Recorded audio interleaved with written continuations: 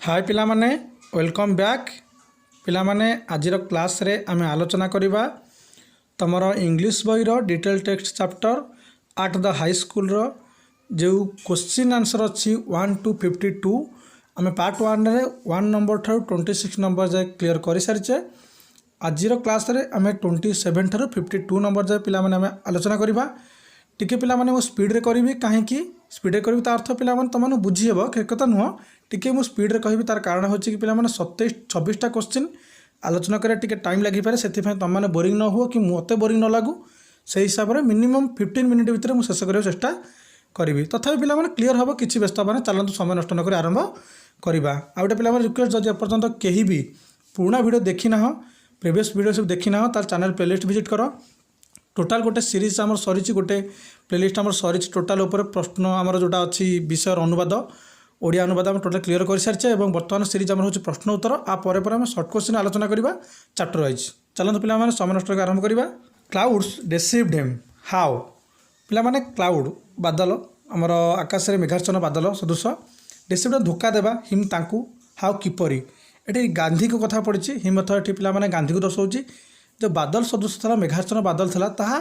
गांधी को किपर भाव धोखा देला। पिला माने तुम जानिଛ जेतेबेले कि धर मेघ पाग थी टे पाग खराब थो तुम लगे जमी 4-5टा बाजी जमी कि 6टा बाजी कि टाइम देखला 3टा कि 3:30 ये टाइप सेन्स पिला माने तुम स्कूल थला बेले कि बाहर बुलाबुली कला नहीं किसी ना कि अनुभूति नहीं ठीक एमती ही घटी गांधी सहित से दिन Gandhi could not know the time because clouds cover the sky Gandhi से दिन समय अनुमान कर कारण बादल कौन कर मेघाच्छन्न बादल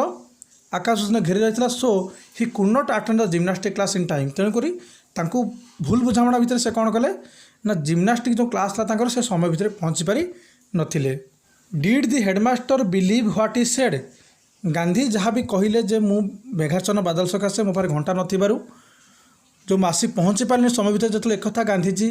एक्सप्लेनेसन देले सफेई देले शिक्षक प्रधान शिक्षक को कौन तांकर प्रधान शिक्षक तांकर कथा को विश्वास कले कि no the headmaster did not believe what is said ना गांधी कौन सी कथार प्रधान शिक्षक विश्वास कले नहीं। पिला माने प्रधान शिक्षक ना होची दुराबजी इदुलजी जिमी तुम मन थी। चलते नेक्स्ट क्वेश्चन आलोचना करवा। How much was he find तांकर ए जो भूल थिला से जो समय भितर न पहुँची पारे जिम्नास्टिक क्लास रे यही कारणवशतः तांकू फाइन कर जायतिला। केते फाइन कर जायतिला गांधी वाज फाइंड 1 or 2 आणाज पिला माने गांधी को 1 अणा बा 2 अणा फाइन कर जायतिला। अणा पिला माने बोधे जान नथिबो के जानिथिबो बोधे बेसी कि जानिथिबो अणा होची पाखापाखि आम पूर्वपुरुष कहले चलिबो सेमानक समय व्यवहार कराउतला माने हम बापा अजाक अमल रे वर्तमान तो आमर से सब व्यवहार नाही। What was he accused of was the accusation proper कौन थिला तांको पर से अभियोगटी कौन से अभियोगटी ठीक थिला कि सठिक थिला कि he was accused of lying तांको पर जो अभियोग थिला से मिछ कहितले बोली no the accusation was not right because Gandhi told what had actually happened. देखंतु पिला माने जे नो तांको पर जो लागि थिला अभियोग ताहा संपूर्ण भाव मिथ्या थिला कारण से जो कथा कहितले गांधी से संपूर्ण सत कथा कहितले किंतु तांकर प्रधान शिक्षक से कथा मान नथिले एवं ग्रहण कर नथिले सेति पय तांकू मिछ कहबा सकाशे दंडित करा जायतिला। व्हाट पेन्ड हिम सो मच तांकू अधिका जंत्रणादायक कौन थिला दी एक्विजिशन पेन ही वेरी मच तांको ऊपर जो अभियोग लगी मिथ्यार अभियोग तांको यह बहुत जंत्रणा देता that the Gandhi was convicted living कौन पाई ना गांधी जेतु मिछ न कहीकि मिछ कहवा दंडित कर बहुत बाधी बहुत असह्य फिल होता। What lesson did he learn from it Gandhi एथुरु कौन शिक्षा पाइले लेसन अर्थ शिक्षा पाइबा एटू गांधी कौन शिखा पाइले the lesson he learn from it Gandhi यह शिखिले जे that a man of truth must be a man of care जड़े सत्य कहते व्यक्ति सब यत्नशील होगा उचित। Was he careless in school later कौन गांधी यही घटना परे परे स्कूल दायित्वहीन हो गले कि after this incident he was never careless in school later यही घटना घटिया पर गांधी आहरी दायित्ववान हो गले बा से केबे भी स्कूल रे दायित्वहीन भाव बा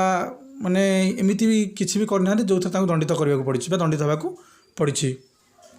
was he really have to pay the fine कौन तांकू वास्तव में फाइन देवाक पड़ा कि no he did not really have to pay the fine ना वास्तव में कौन बार फाइन देवाक पड़ा ना।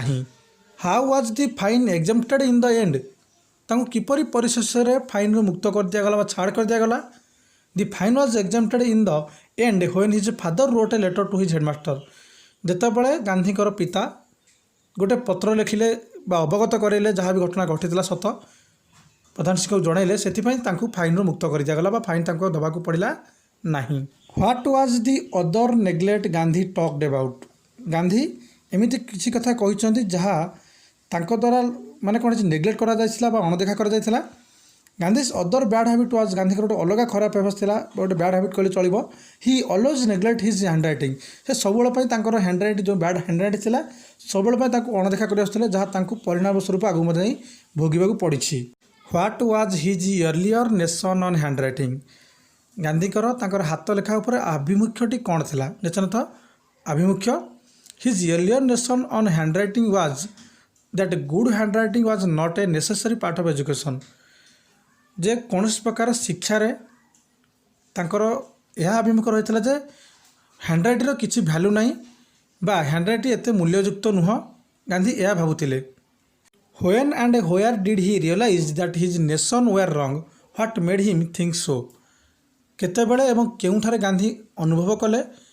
बा रियलाइजेशन ताकू जे तांकर जो आभिमुख्य था हैंड रईटिंग नहीं ताहा भूल थिला। When Gandhi is in the South Africa, he realized that his nation's wrong। जितेबाला Gandhi कौटी पहुँचे साउथ आफ्रिका पहुँचे कौन से कम को लेकिन जो लॉ पाठपढ़ा नहीं पहुँचते से अनुभव है जो आभिमुख्य था हैंड रईटिंग नहीं ताहा भूल था कहीं। When Gandhi found beautiful hand writing of lawyers and young main born and educated but his own hand writing is bad that made him think सो। जो गांधी साउथ आफ्रिका पहुँचते से देखा पाले सागर जो कम कर लॉयर जो वकिल मैंने जो युवगोष्ठी थे कम करते से जन्मरू ही हैंड रईटिंग बहुत खराब था और गांधी जी की थे बहुत हैंड रईटिंग खराब था that made him think so जे जड़े भल पाठ पढ़ले खाली हेनी तार हैंड रईटिंग ध्यान रहा जरूरी हैंड रईटिंग बुझा शैली हाँ दरकार टी भल हाँ निहत आवश्यक बोली गांधी सेठारे अनुभव करते। What were his views on hand writing. गांधीकर हैंड रईटिंग प्रति दृष्टिशक्ति कौन रही है। His views on handwriting was that bad handwriting should be regarded as a sign of an imperfect education। जड़े भल शिक्षार्थी सब हैंड रईटिंग भल हाँ दरकार गांधीकर यह अभिमुख रहा पछरे परिशेष दृष्टिशक्ति रहा जे जड़े जदि भल लिखि पारना ताल से जड़े भल बा परफेक्ट एजुकेशनाली परफेक्ट शिक्षित केबे भी हो पार ना। गांधीकर यह अभिमुख रहा घटना इनसीडेंट पर पर। What was his advice to young men and women in this regard। यही घटना पर पर गांधी युवक युवती मानू शिक्षित युवक युवती मानू कौन उपदेश देले।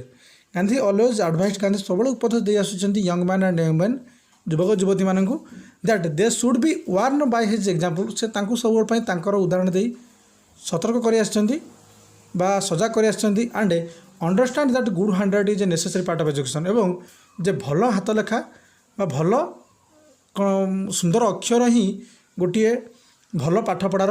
भाग भल पाठपढ़ार अंश बोली हो पार। Why did Gandhi considered Sanskrit harder than geometry.